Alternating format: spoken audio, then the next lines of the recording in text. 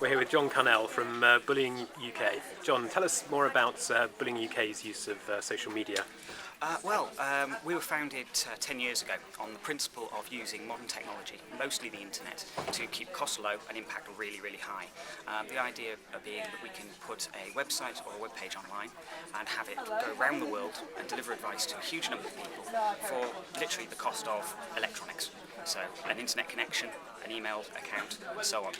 Over 10 years we've grown really to become the leader of providing anti-bullying help, advice and support using technology, be that a mobile phone, be it a website, or be it using things like social networks, things as Facebook or Twitter, just to get the word out there, or even make contact with people who do need help and support but haven't necessarily thought of where they could go to get that kind of support.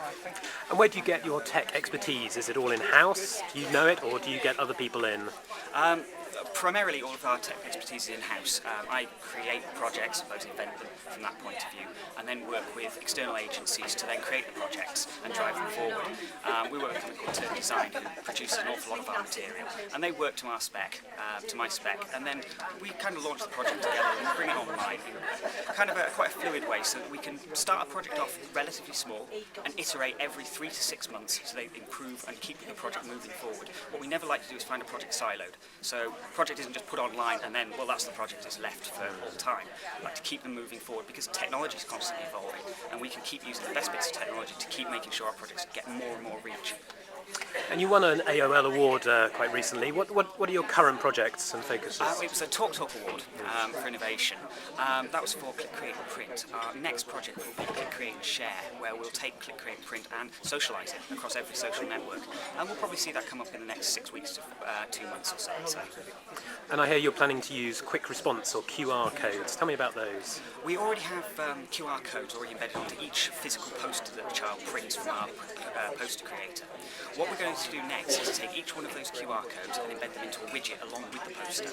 Those widgets will be available to go onto any kind of social network or web page from 40 or 45 leading providers, more added over time as they come online. Each one of those widgeted posters will then have the QR code embedded in, one button click and then a mobile phone to snap the code. That poster is then delivered directly to the mobile phone.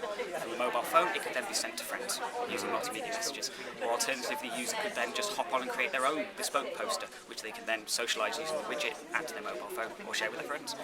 Very impressive. You're a great fan of Twitter. I see you using that very often. How has Twitter benefited Bullying UK? I have to say it's been a bit of a cultural shift for us, really. I mean, we've always been very embedded in the social networks, MySpace, Bevo, and Facebook.